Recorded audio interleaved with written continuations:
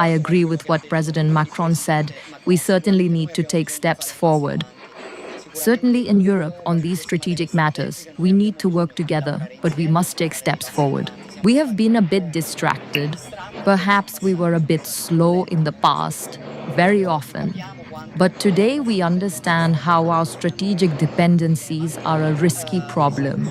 And so we are trying to build our capacity to defend ourselves, to build our capacity to be up to the challenges of this time, up to our task.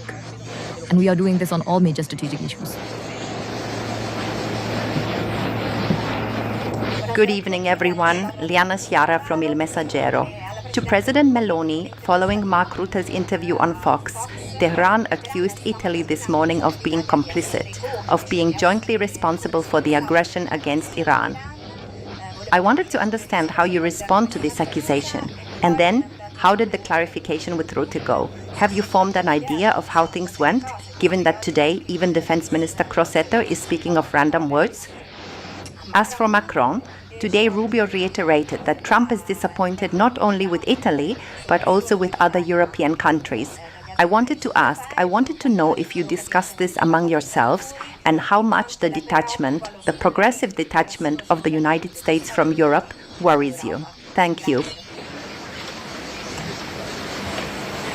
Thank you to you. So regarding Iran, look, what Minister Crosetto has already said applies. I have agreed with every word that Minister Crosetto has said between yesterday and today. We did not participate in the conflict in Iran. Besides, if we had participated in the conflict in Iran, forgive me, but one could not explain, let's say, this disappointment that is reiterated by the American president, as you know, very often. We have clearly honored our commitments by providing bases for activities that were not kinetic, but rather logistical and technical in nature.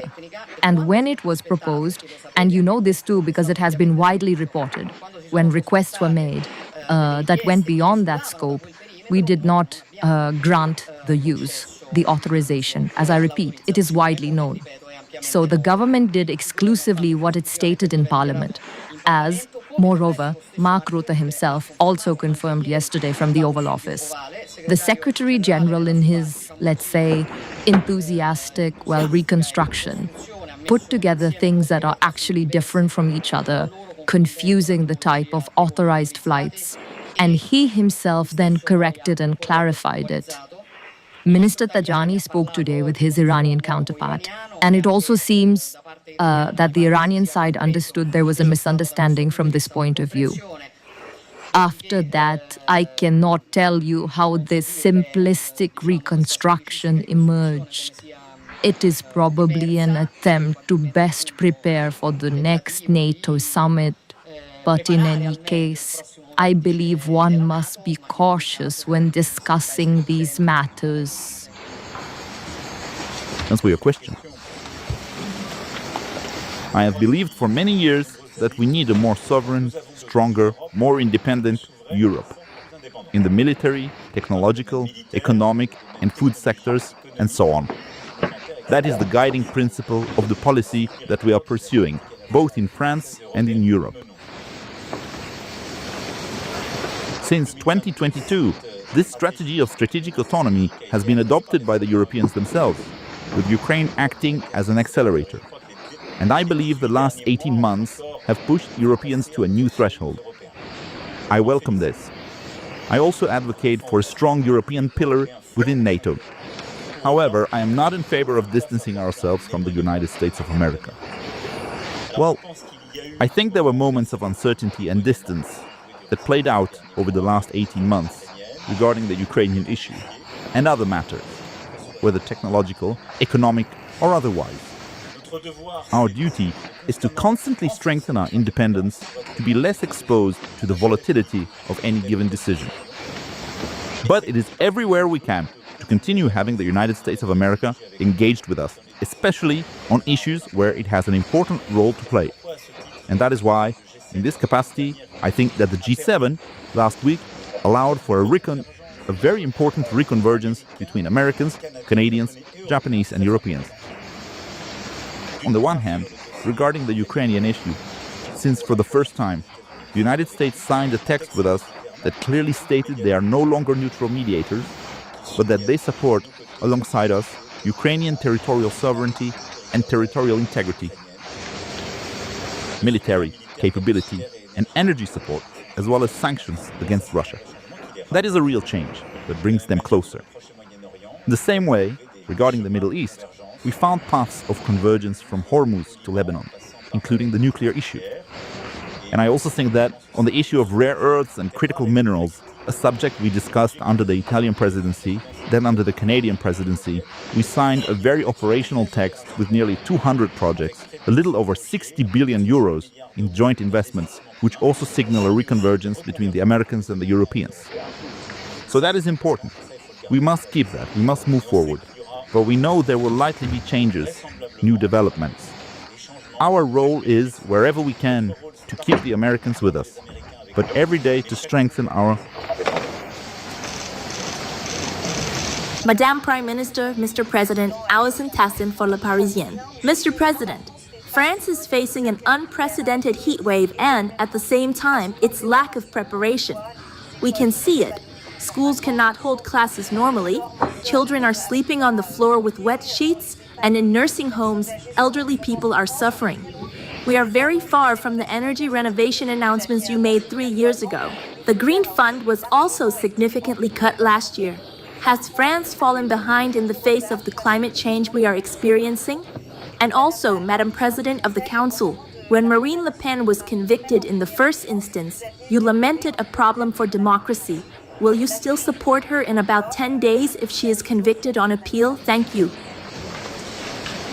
The Prime Minister has already begun to describe everything that has been done, and rightly so, as have the ministers, whether it concerns hospitals, nursing homes, or the exceptional aid provided over these last few years to local authorities with the Green Fund. But before that, many others. And for several years now, we have supported a transition of our homes, our public buildings, and our public infrastructure that corresponds to adaptation. So, a great deal of work has been done.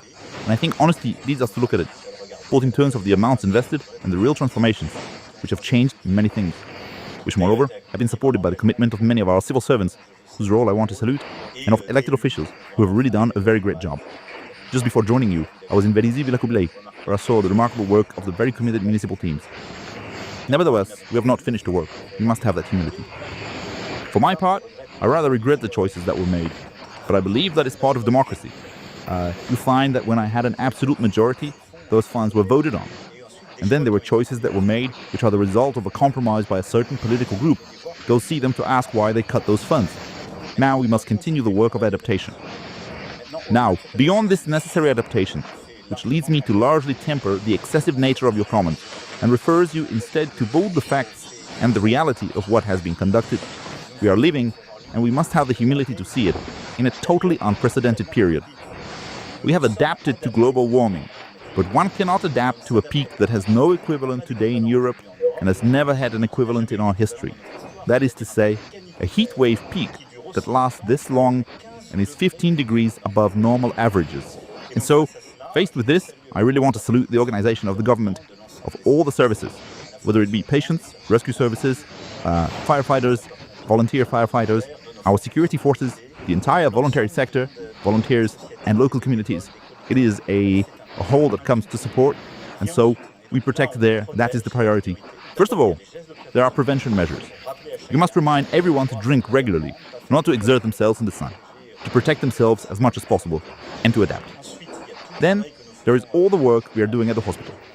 I thank our nurses once again. It is also for this reason that we are led to adapt events or cancel them to reduce the potential additional burden on our hospitals. And we must continue to act as we are doing to support our hospitals, and the decisions announced this morning by the Prime Minister will allow for good organizational decisions to be made. And then we must be careful. We have also seen many cases of drowning, so we must reiterate messages of caution and continue the work of reaching out to the most vulnerable groups, which is being done with great commitment by the social, socio-health and healthcare sectors towards the elderly. And it is work that is obviously done by our nursing homes, but also by state services and local government services to go and check on everyone. And we all have a role to play at this time. These are moments of solidarity. I invite each of our compatriots to check if an elderly neighbor who lives alone or has a disability is being supported. These are moments of solidarity and mobilization that must define these periods. And that is what is happening. So I am very grateful for all the efforts mobilized, and I invite everyone, well, to take care of themselves and take care of others and get through this phase.